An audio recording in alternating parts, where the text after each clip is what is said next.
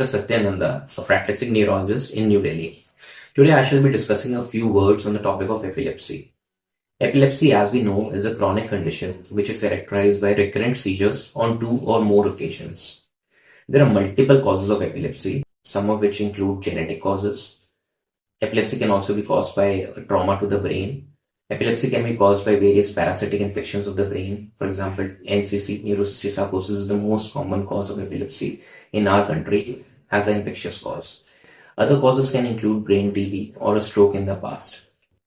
Epilepsy needs to be identified, and there are multiple tests which a neurologist does to identify and to treat the epilepsy. Among them, the first and most important investigation to be done for any case of epilepsy is MRI brain to look at any structural causes of the epilepsy. After MRI brain has been done, then the clinician also requests for an electroencephalogram to look for any discharges which are coming from the brain. Epilepsy needs to be treated because the results of treating an epileptic patient are gratifying. There are multiple medicines which can control epilepsy adequately.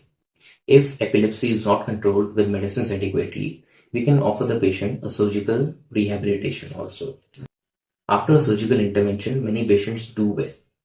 Then there are multiple other things also which can be done to better the life of an epileptic patient. For example, multiple lifestyle modifications and adherence to a proper sleep hygiene. Most of the seizures are precipitated by a lack of sleep.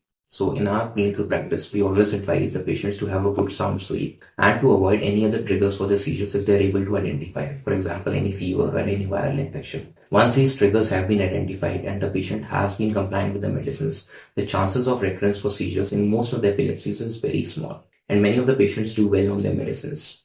Thus, to increase awareness of epilepsy on this epilepsy program, I would request all the patients to be consulting a neurologist and to follow the advice of the neurologist and take the medicines at the proper time and at proper dosing intervals. Thank you.